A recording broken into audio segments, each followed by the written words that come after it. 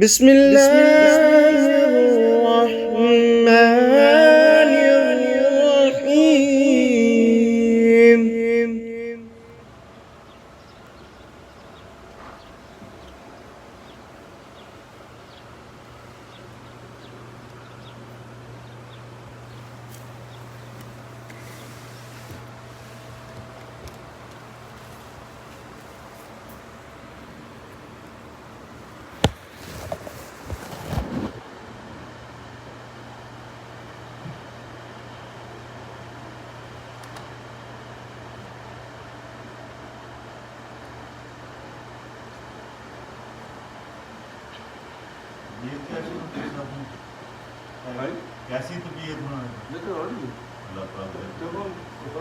ہو جائے گی انشاءاللہ.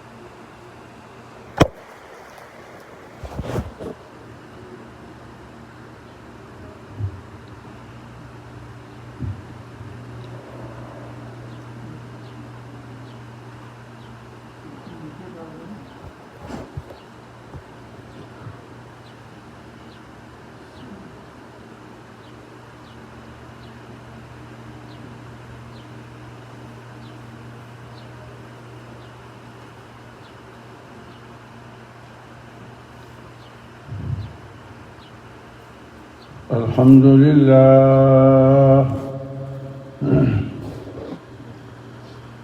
الحمد لله رب العالمين، والصلاة والسلام على سيد المرسلين وعلى وأصحابه الطاهرين أجمعين. أما بعد، فأعوذ بالله من الشيطان الرجيم. بسم الله الرحمن الرحيم. الله لطيف بعباده يرزق من يشاء وهو القوي العزيز.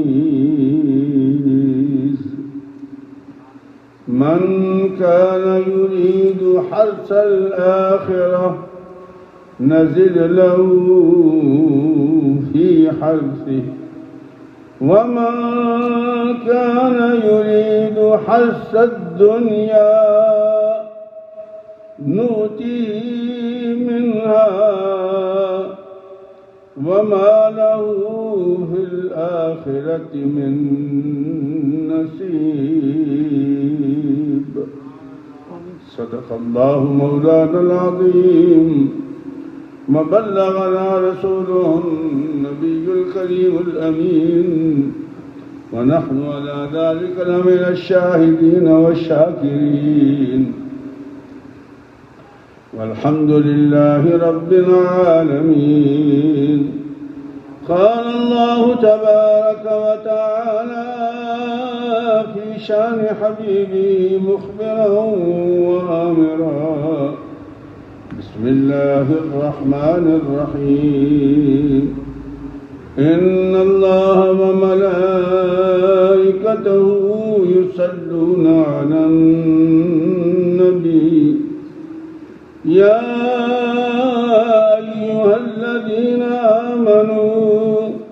صلوا عليه وسلموا تسليما اللهم صل على سيدنا محمد وعلى آل سيدنا محمد وبارك وسلم الصلاة والسلام عليك يا سيدي يا رسول الله وعلى آلك وصحابك يا حبيب الله الصلاة والسلام عليك يا سيدي يا رحمة للعالمين وعلى آلك وصحابك يا شفيع المذنبين. حمد و صلات کے بعد اللہ کے پاک کلام سے 25واں سپارہ ہے اور سورہ شورا ہے. شورا آیت نمبر 19 اور 20 میں نے تلاوت کی ہے. ویسے یہ آگے بھی جاتی ہیں، مضمون لمبا ہے تو پھر میں نے 2 آیات پڑھی ہیں، لیکن اگر آپ کو موقع مل جائے تو آگے بھی 2 آیات پڑھ لینا، 21 اور 22 بھی، تاکہ بالکل بات واضح ہو جائے. اس میں کوئی شک کی بات نہیں کہ یہ اللہ کی کتاب ہے اور یہ اللہ پاک نے ہمارے لیے نازل کی ہے. اللہ کی کتاب ہے اور اللہ نے ہمارے لیے نازل کی ہے تاکہ ہم اس سے سیکھیں. تو سیکھنے کا ایک ہی طریقہ ہے کہ اس کو پڑھا جائے ٹائم نکال کر کے. ویسے تو میں اکثر یہ بات کرتا ہوں آج کل کہ ہمارے پاس وقت ہی نہیں ہے، کیونکہ وہ سوشل میڈیا پر ہم سب لوگ گھما رہے ہوتے ہیں فون سارے. چلو اس میں بھی قرآن پاک ہے، 3-4 قسم کے ہیں. میرے فون میں 4 ہیں، ترجمے والا، بغیر ترجمے والا، تفسیر والا، سارے ہیں. بجائے گھمانے کے اس کو کھول لو، اس کو پڑھو، ایٹ لیسٹ پتہ تو چلے کہ اللہ ہم سے کیا فرما رہا ہے اور وہ ہمارے لیے حکم کیا ہے. بے شک فون استعمال کرے، کوئی حرج نہیں ہے. اور اس میں سہولت یہ ہے کہ قرآن مجید کو کھولنا ہو تو وضو کرنا پڑتا ہے، اور فون کی سہولت یہ ہے کہ وضو کی ضرورت نہیں ہوتی. ویسے بھی جائز ہے قرآن پڑھنا فون پر، کیونکہ وہ ہم مس نہیں کر سکتے. اللہ کہتا ہے لا یمسہ الا المطہرون. حکم ربی ہے کہ جب قرآن کو ٹچ کرنا ہو نا ایسے تو پھر وضو کرو، اور اگر ٹچ نہیں کرنا تو پھر تمہیں ضرورت نہیں ہے، کیونکہ فون پہ ٹچ نہیں ہوتا، وہ اندر ہوتا ہے. بٹن دبا دو اس کی غائب کہیں، تو اس لیے مسئلہ بدل جاتا ہے. وگرنہ بہت سارے ایسے مسائل ہیں جو انسان کو سمجھنے کے لیے بہت ضروری ہوتے ہیں. مثلا ایک بندہ، اس نے نوجوان تھا یا نمازی تھا میرا، اس نے شادی کی تو قرآن پاک کا حافظ تھا وہ، تو ساری رات بیچارہ بیٹھا رہا. بیوی اس کو بلایا، وہ کیا ہی نہیں. صبح میرے پاس آیا وہ، اس نے کہا استاد جی بڑا کام خراب ہو گیا جی. میں نے کہا کیا ہوا؟ کہتا جی دیکھو نا میرے سینے میں قرآن ہے، اگر اللہ نہ کرے الٹا پلٹا کام ہو گیا تو قرآن کی تو بے حرمتی ہو جائے گی. میں نے کہا یہ بتاؤ، جاؤ نیچے چکر لگا کے آؤ مسجد کے نیچے، تم دیکھو کہ الماریوں میں کیا رکھا ہوا ہے. تو نیچے گیا تو قرآن پاک رکھے ہوئے تھے. تو میں نے کہا نیچے کیا تھا؟ کہ قرآن. اب تم کہاں بیٹھے ہو اوپر، تو قرآن کہاں ہے نیچے؟ تو قرآن کی بے حرمتی ہوئی ہے؟ کہتا نہیں. میں کہا یہ تو دیوار آ گئی ہے نا، اس نے مسئلہ بدل دیا تیرا، بس اتنی سی بات ہے. تو یہ واقعی بزرگوں کی ضرورت ہوتی ہے. اچھا ایک آدمی پیپر لے کے پھر آتا ہے کہ جی میں اس کو گاربیج کروں، اوپر آیتیں لکھی ہوئی تھی. مطلب نہیں تمہارے گھر میں شریڈر ہے؟ کہا ہے میں کچھ ڈال دوں. وہ نیچے کترا ہو جاتا ہے بالکل, وہ چورا چورا ہو جاتا ہے, اور جب اس کی شکل بدل گئی مسئلہ بدل گیا. اب ان کو دے دو جو وہ کاغذ والے آتے ہیں جو ریسائکل کرتے ان کو دے دو پیکٹ میں ڈال کے, مسئلہ بدل گیا. بجائے اس کے کہ ہم یہ ایک آدھ بندہ یہاں ہمارا درویش یہاں ڈالنے کا سپارے یہاں پر یہ جو جھیل ہے ہماری یہ لواڑی ایئرپورٹ کے سامنے, تو اس کو پولیس نے پکڑ لیا. اس نے یہ کیا کرے تو ظاہر ہے کہ جب پانی میں کوئی چیز پھینکو گے تو پانی اٹھا کے باہر پھینک دے گا. تو بہترین علاج کیا ہے, ہم تو امریکہ میں رہتے ہیں یار, اب تو پاکستان میں بھی سہولت حاصل ہے کہ شریڈر ہمارے پاس ہوتا ہے, کوئی آیت کوئی سپارہ کوئی کاغذ آپ کے ہاتھ میں ہو, ایون کیلنڈر کیوں نہ ہو آپ کا, سال کے بعد کیا کرتے ہیں مسجد میں چھوڑ جاتے ہیں آگے. او بھائی گھر میں شریڈر ہے تمہارے, ایک ایک ور کر کے اس کے اندر ڈال دو, جب وہ چورا ہو جائے گا اس کو لفافے میں بند کرو اور ریسائکل والوں کو دے دو. ہمیں گناہگار کیوں کرتے ہو, وہ باندھ کے نا بہت سا بنڈل وہ ہمیں دے کے چلے جاتے ہیں, چوری رکھ کے چلے جاتے ہیں لوگ. غلط بات ہے. تو دین کو سمجھو, دین بڑا آسان ہے لیکن ہم پوچھتے نہیں کسی سے, چونکہ ہمارے تو آپ یہ سمجھتے کہ اب ہمارا مولوی گوگل ہے, یہ یوٹیوب ہے, ہم تو مسئلہ ان سے پوچھتے ہیں. نہیں, امام کی ضرورت ہے. اگر آپ کو کوئی الجھن ہو اپنے امام کو کال کرو اور اسے پوچھو کہ امام صاحب اب میں کیا کروں, تو امام آپ کو حل بتائے گا. امام آپ کو حل بتائے گا اور انشاءاللہ اچھا حل بتائے گا, کیونکہ وہ قیامتوں سے گزرا ہوا ہے. تو میرے دوستو, قرآن مجید اللہ کی کتاب ہے اور یہ ہے ہمارے لیے اور ہمیں بتائیے. اس لیے میں آپ کو تقریر نہیں سناتا, قرآن سناتا ہوں. تقریر مجھے کرنی آتی ہے, اللہ کے بدل ساری زندگی تقریریں کی ہیں, لیکن قرآن نہیں ہم پڑھ سکتے, قرآن نہیں سنتے ہم. اس لیے میں 2-4 آیات آپ کو سناتا ہوں, نمبر بھی بتاتا ہوں کہ یار آپ بھی اپنے فون میں اس کو پڑھ لیں, بجائے اس کے کہ آپ سوشل میڈیا پہ یوٹیوب گھمائیں, قرآن شریف کھول لیں. آپ کا شوق بھی پورا ہو جائے گا اور مسئلہ بھی حل ہو جائے گا. تو یہ 2 آیات ہیں جو میں نے تلاوت کی, میں سے 22 تک 2 اور آپ نے پڑھنی ہے. اگر اللہ پاک آپ کو توفیق دے تو یہ سارا مضمون آپ کے سامنے آ جائے گا. پیچھے سے بھی چل رہا ہے. بات یہ تھی کہ قیامت کا جب تک ہمیں یقین نہ ہو ہمارے عمل ٹھیک نہیں ہو سکتے. یہ بنیاد ہے.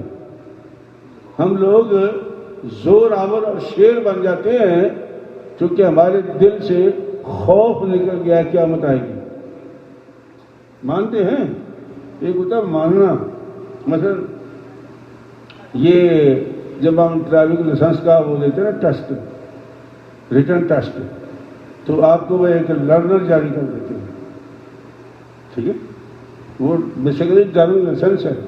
اگر آپ کے ساتھ کوئی بندہ بیٹھا ہو, مولوی صاحب, وہ مولوی صاحب وہ نا جو آپ کے ساتھ بیٹھے گا, تو پھر آپ گاڑی چلا سکتے ہو, لیکن رات کو نہیں چلا سکتے آپ نہ, شام کے بعد نہیں, سورج ڈوبنے کے بعد نہیں چلا سکتے ہو. لیکن اس کا معنی یہ نہیں ہے کہ تم ڈرائیور ہو گئے ہو. اب بھائی آپ کو روڈ ٹیسٹ دینا پڑے گا. آپ کو کیا کرنا پڑے گا؟ Road test. یہ بات سمجھ میں آتی ہے بھائی؟ تو یہ کیوں نہیں سمجھ میں آتی؟ اس کا بھی تو روڈ ٹیسٹ ہے نا. اللہ کریم کا جو قرآن کریم ہے, اس کو پڑھنا اور وہ بھی صحیح پڑھنا, پھر اس کو سمجھنے کی کوشش کرنا اور اپنے استاد سے بات کرنا. ویسے ترجمے لکھے ہوئے ہیں. ترجمہ کا مسئلہ یہ ہے کہ اردو ترجمہ آپ پڑھ لو گے, بسا اوقات ایسے مقام آتے ہیں وہاں نشان لگانا پڑتا ہے آپ کو کہ یار یہ بات سمجھ میں نہیں آئی, یہ اپنے استاد سے پوچھا ہے آپ نے. کیونکہ بعض باتیں ایسی ہیں, بعض اردو زبان کی ایسی باتیں ہیں کہ ہماری سمجھ میں نہیں آتی. تو یہ بڑا آسان ہے سمجھنے کے لیے, لیکن باہر طور آپ کو ضرورت ہے. اپنے امام سے ضرور رابطہ رکھو. کوئی بات سمجھ میں نہ آئے کال کرو, کال کر کے پوچھو تاکہ آپ کی مشکل آسان ہو جائے. تو قیامت کا خوف نکل گیا اور اس خوف نے ہمیں بے نیاز کر دیا. اور ویسے تو 4 چیزیں اللہ نے بتائی ہیں، 4 چیزیں کہ جو انسان کو شیئر کرتی ہیں یہاں دنیا کے اندر۔ کون کون سی ہیں؟ پہلی بات یہ ہے کہ جیسا کہ میں نے آپ کو ایک مرتبہ شاید یاد ہو، آپ کو بات سمجھ میں آ جائے گی، قرآن کریم کے اندر ارشاد ربانی ہے کہ اللہ پاک جنتیوں سے وعدہ کر چکا تھا کہ جو تم کہو گے ہم تمہاری بات سنیں گے، مانگو کیا مانگتے ہو؟ کہتے کہ وہ جنتی کہے گا نا کہ یا اللہ پاک اب تو موتیوں کی بارش کر رہے، تو موتی کی بارش شروع ہو جائے گی، یا اللہ پاک چیری کی بارش شروع ہو جائے، چیری کی بارش شروع ہو جائے گی، یعنی وہ سر آپ کے ہاتھ میں ہوگا۔ تو جب یہ وعدہ اس کا تھا تو جنتیوں نے یہ سوچا کہ اللہ وہ جو ہمارے ساتھی تھے وہ ہم جنت میں دیکھ ہی نہیں، وہ کہاں چلے گئے؟ تو حکم ہوگا کہ ان کو ہم نے جہنم میں بھیج دیا ہے، ان کو ہم نے جہنم میں بھیج دیا ہے۔ تو اللہ نے ہماری ملاقات کرا، کہ اللہ جنتیوں کی کتنی بات سنے گا، آپ سوچ نہیں سکتے۔ یا اللہ ہماری ملاقات کرا، اللہ فرمائے گا وہ جنت میں نہیں آ سکتے، تم جہنم میں نہیں جا سکتے۔ یہ میں کہاں سنا رہا ہوں آپ کو، ابھی آتے بڑھتا ہوں میں آپ کو تاکہ سمجھ آ جائے کہ اللہ نے ہر چیز لکھی ہے یہاں پر، صرف پڑھنے سے ضرورت رکھتے ہیں۔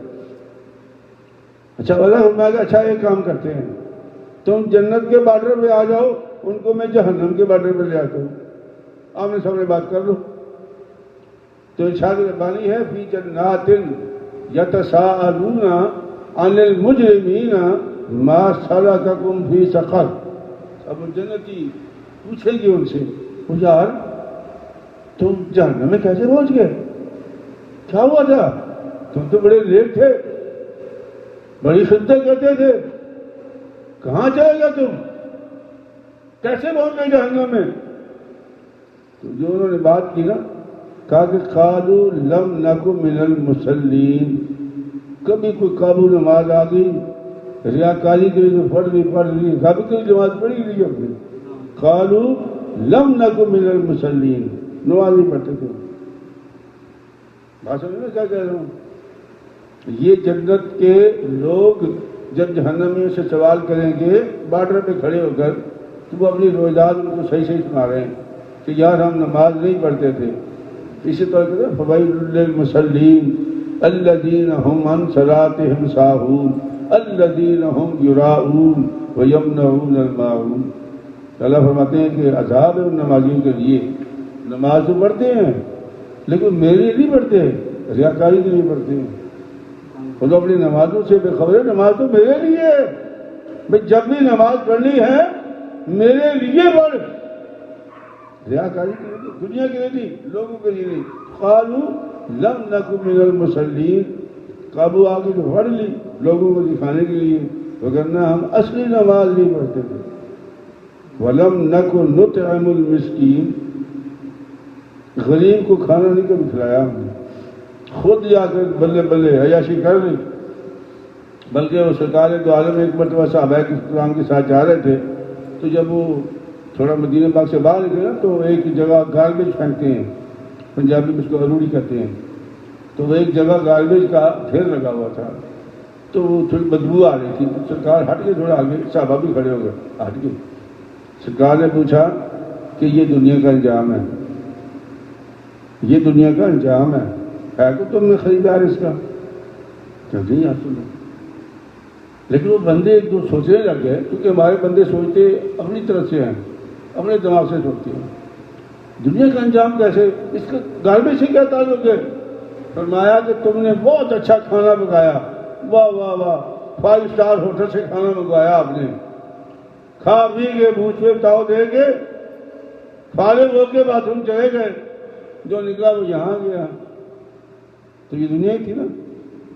کپڑا آپ نے لیا بڑا خوبصورت، کیا بات ہے، پرانا ہو گیا، گھس گیا، چیتڑے ہو گئے، وہ یہاں پڑے ہوئے سارے۔ دنیا کی کوئی چیز لے لو، بہت بڑی گاڑی رولز رائس، پرانی ہو گئی، انٹیک بیچ دی، لیکن وہ جو گاڑی والے ہیں محکمے والے یا ورک شاپ والے وہ واپس لیں گے، آپ کو نئی گاڑی دے دیں گے لیکن اس کو توڑ پھوڑ کے وہ برابر کر دیں گے تاکہ ہماری عزت خراب نہ ہو. گاربیج ہو جائے گی، سکریپ ہو جائے گا.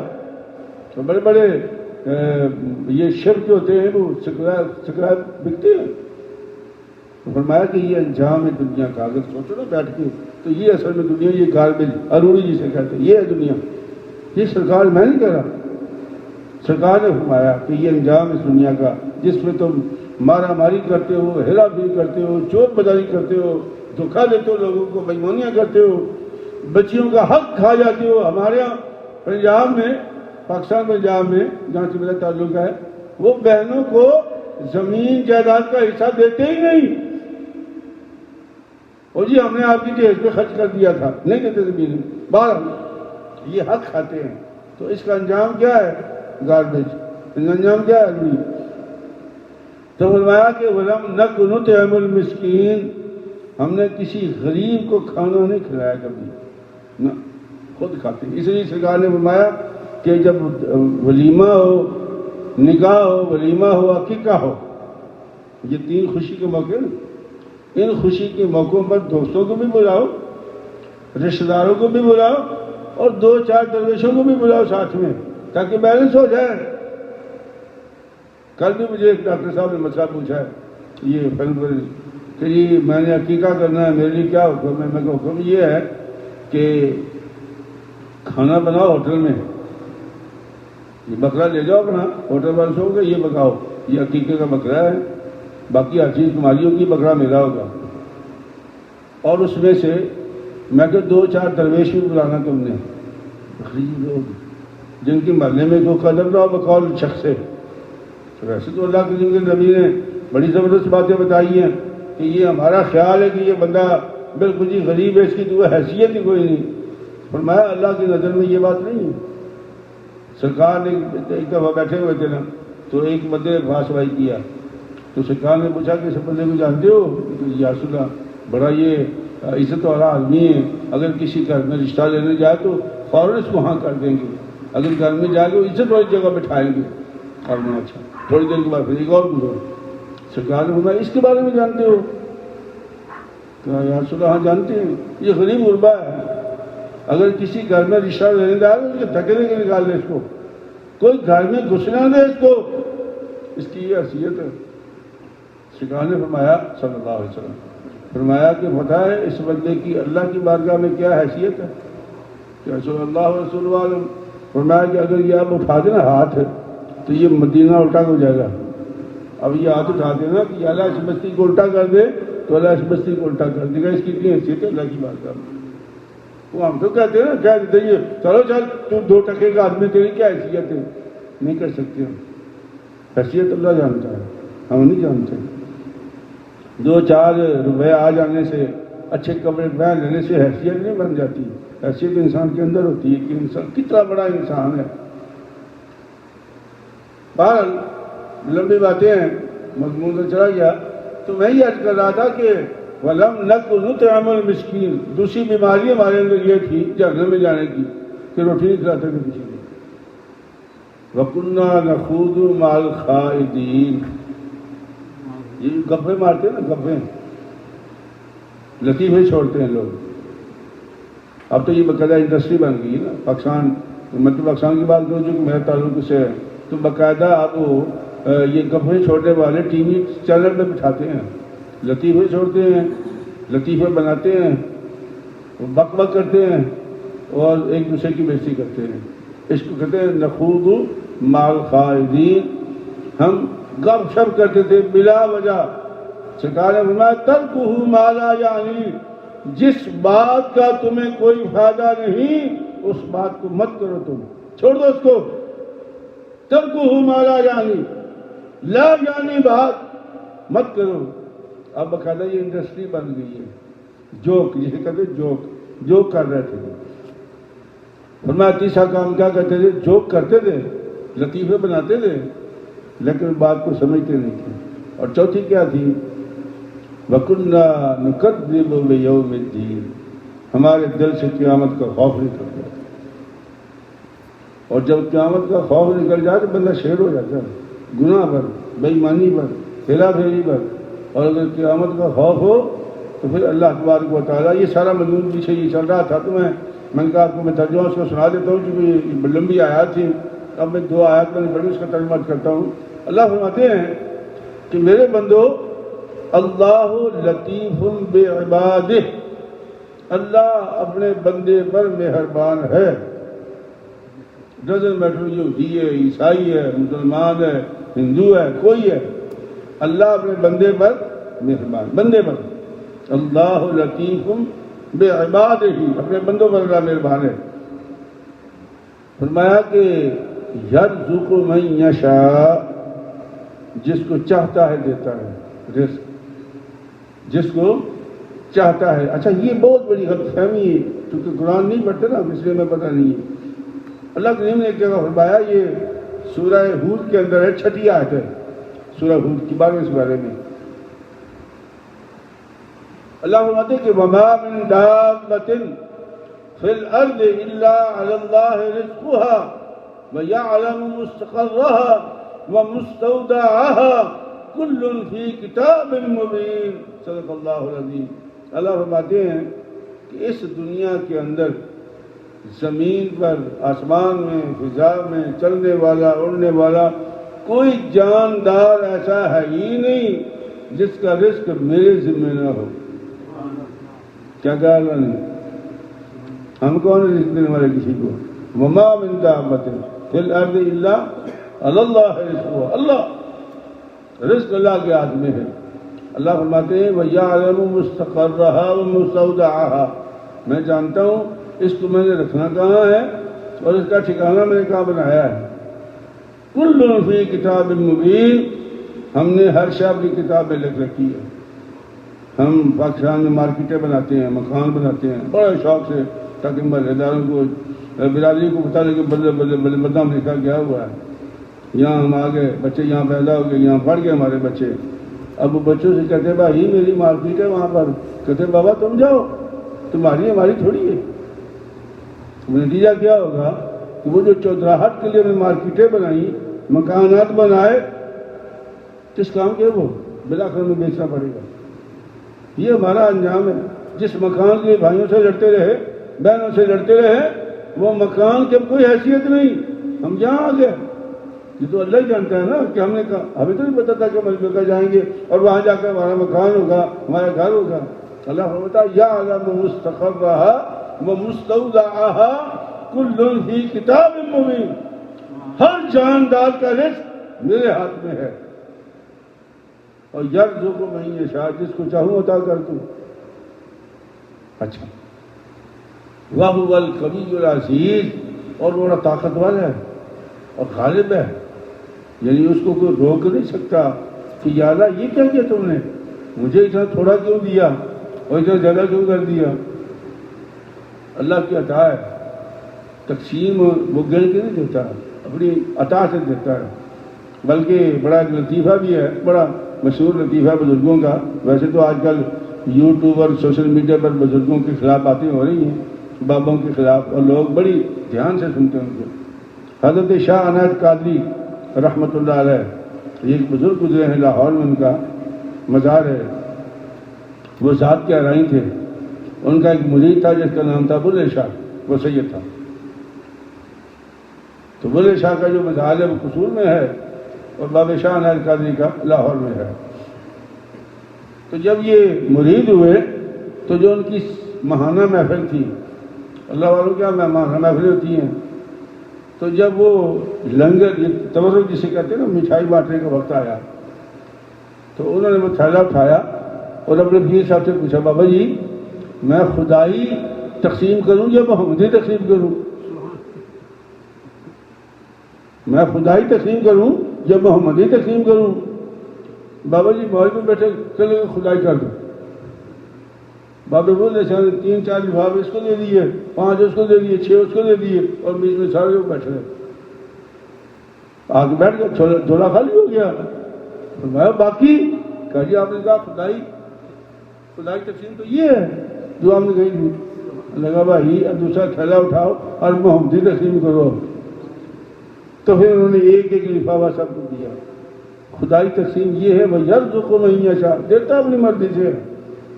اچھا ضروری نہیں ہے.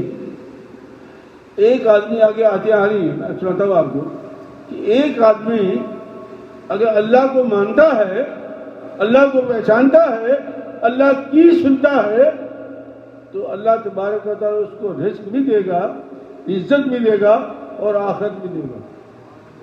اور جو دنیا دار ہے اللہ کہتا ہے اس کو دوں گا، کیونکہ جس کام کے لیے اسے بیڑا اٹھایا ہوا ہے اس کو میں چھوڑوں گا نہیں، لیکن اس کا آخرت میں کوئی حصہ نہیں ہے. اور وہ بھی ہے کہ میں دوں نہ دوں، جتنی مرضی محنت کر لے اس کو میں کامیابی نہ ہونے دوں.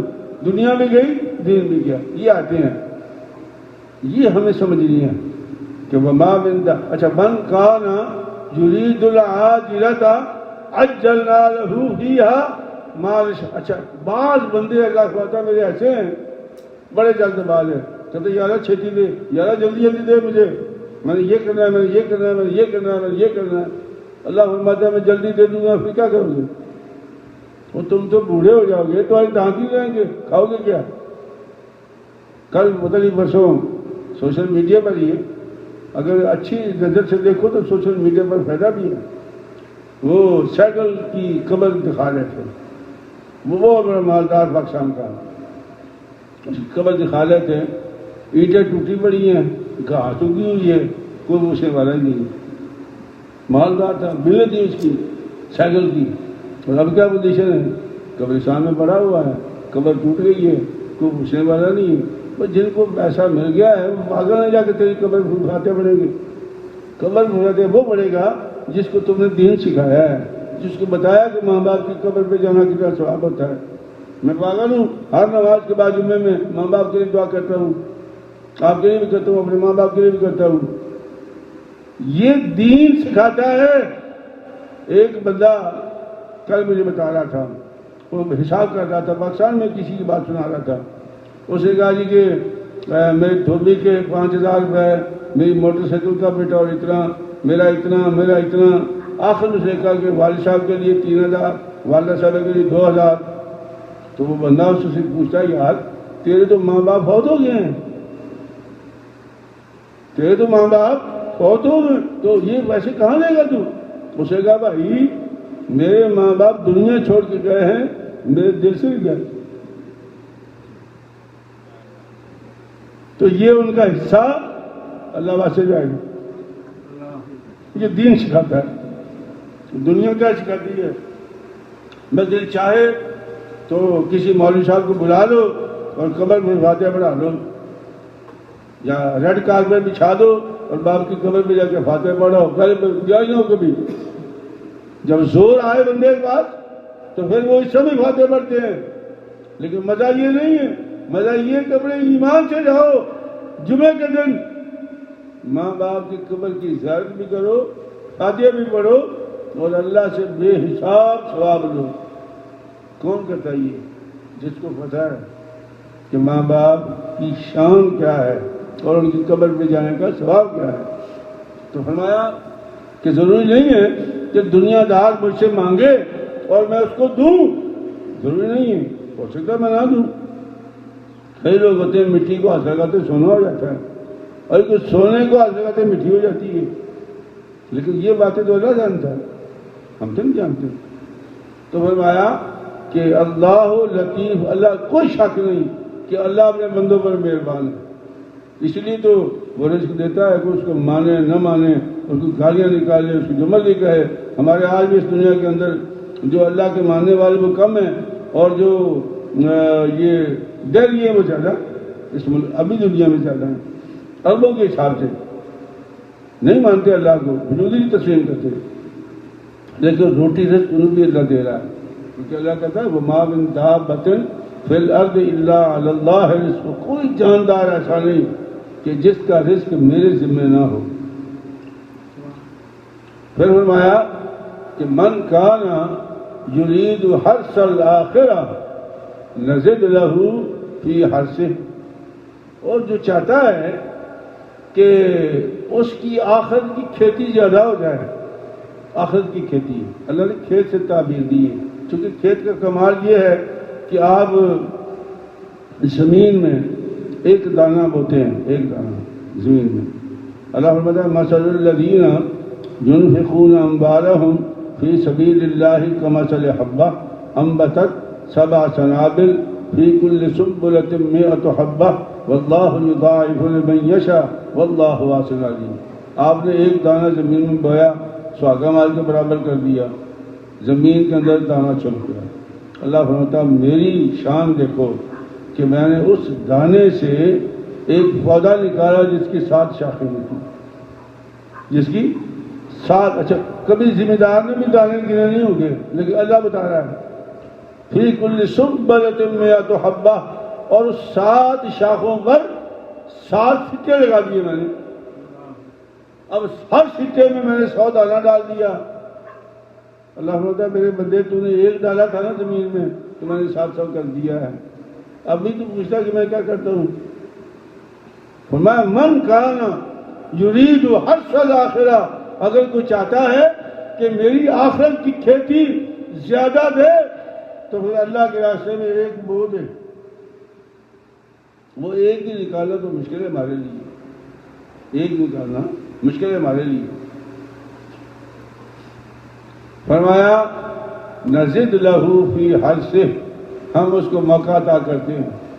حضرت عثمان غنی ذی النورین رضی اللہ تعالیٰ صحابہ کرام، آج کل تو ہر بندہ پوچھتا ہے صحابہ نے یہ کام کیا ہے؟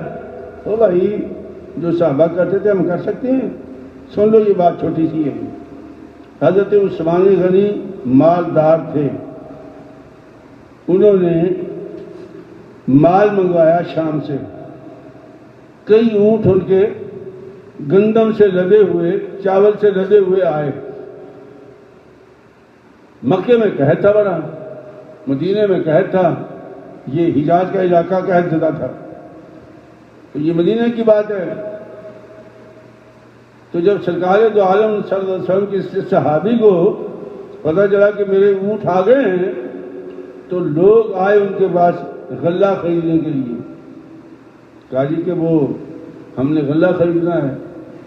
آپ نے فرمایا کہ بھائی مارکیٹ سے سڑک بہت ہائی ہے، تو میں تو 20% میں دوں گا آپ کو، میں نے 100 کا خریدا 120 کا دوں گا۔ ویسے کہا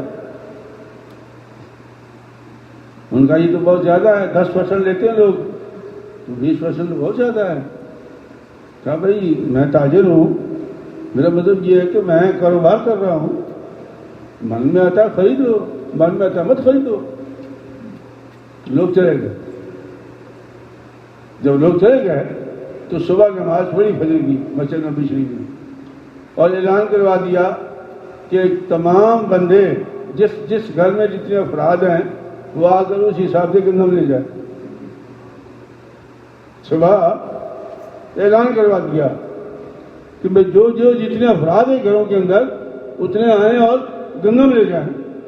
اب لوگ حیران پریشان، وہ بوری آٹا جو بھی ان کے برتن سے لے کے گئے، اب وہ بھر بھر کے دے رہے ہیں۔ کا پیسے ہو گئے ہیں، پیسے ہو گئے ہیں۔ ایک سمجھدار بندے نے پوچھا عثمان غنی سے کہ حضرت جی تو ہمیں بھی بتاؤ نا یار، پیسے کتنے میں کیے ہیں؟ کہا کہ یار میں نے تمہیں 20% کہا تھا نا، تم سارے انکاری ہو گئے تھے۔ رات کو میرے مالک نے مجھ سے 700 گنا پر سودا کر لیا، 700 پر، کہاں 20 اور کہاں 700 ہی آدمی جس میں پڑا تھا بھی۔ تو فرمایا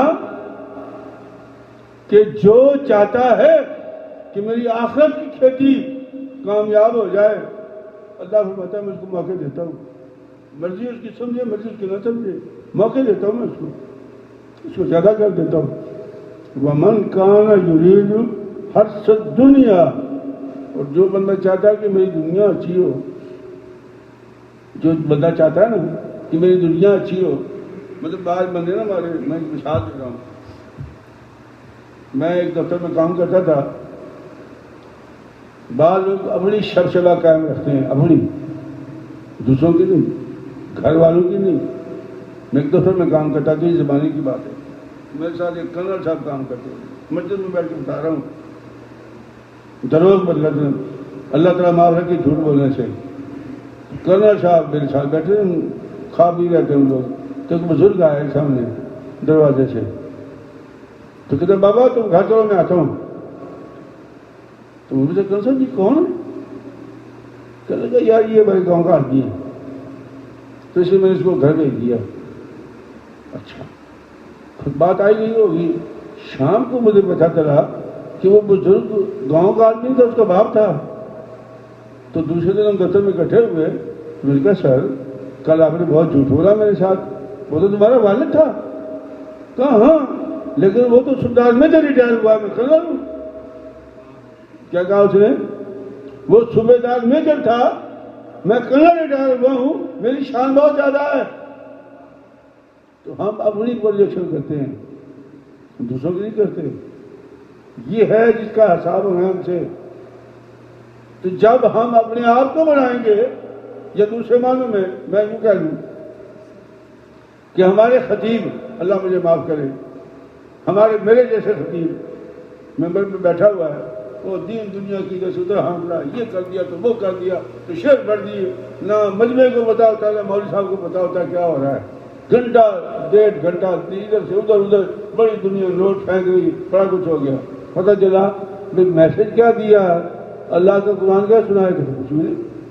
کیونکہ وہ خطیب یہ بتا رہا تھا کہ میں کتنا بڑا خطیب ہوں, وہ جمعہ نہیں پڑھا رہا تھا, وہ اپنی خطابت کے جوہر دکھا رہا تھا. یہ میں اپنی بات کر رہا ہوں بھائی, آپ ناراض نہ ہو جانا.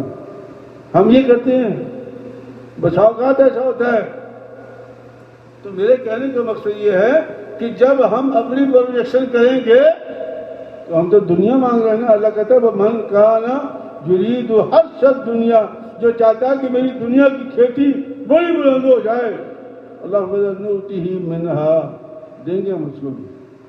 ضروری نہیں کہ ساری دیں گے اس کو بھی, لیکن وما لہ فی الآخرۃ من نصیب, لیکن اس کے لیے آخرت میں کوئی حصہ نہیں. وہ تو اپنی شہرت لے گیا, اپنا شفیبہ قائم کر گیا, وہ مجھ سے خراج تحسین وصول کر گیا. کل ایک دفعہ سے مجھے کہا کہ ساری یہ نہیں سمجھ آتی بات کہ یہ لکھنا جناب کہ وہ اتنے اچھے کام بل گیٹس کر رہا ہے, تو جناب اس نے یہ کر دیا, تو اسے وہ کر دیا, تو جناب وہ جہنم میں کیوں جائے گا جی, وہ تو بڑے بڑے نیک کام کر رہا ہے. اندازہ کرو کہ کیسے لوگ سوال کرتے ہیں. میں کہا میں نیک تو خیر کوئی نہیں ہے, اگر نیک ہوتا تو بیوی چھوڑ کر جاتی اس کو. کیا کہا میں نے اس کو؟ میں اگر وہ نیک ہوتا نا تو بیوی چھوڑ کر نہ جاتی, اور 53 سال سے میری بیوی میرے ساتھ نہ ہوتی. یہ تیرے سوال کا جواب ہے. باقی سن لو, اللہ فرماتا ہے کہ وما لہ فی الآخرۃ من نصیب. ان کا گنگا رام لاہور میں اسپتال ہے, آج تک اس کا نام نہیں پتا, سر گنگا رام اسپتال آج ہی ہے. اللہ فرماتے ہیں کہ وما لہ فی الآخرۃ من خلاق, ہم دنیا میں کمپنسیٹ کر دیں گے, آخرت میں کوئی حصہ نہیں ہوتا.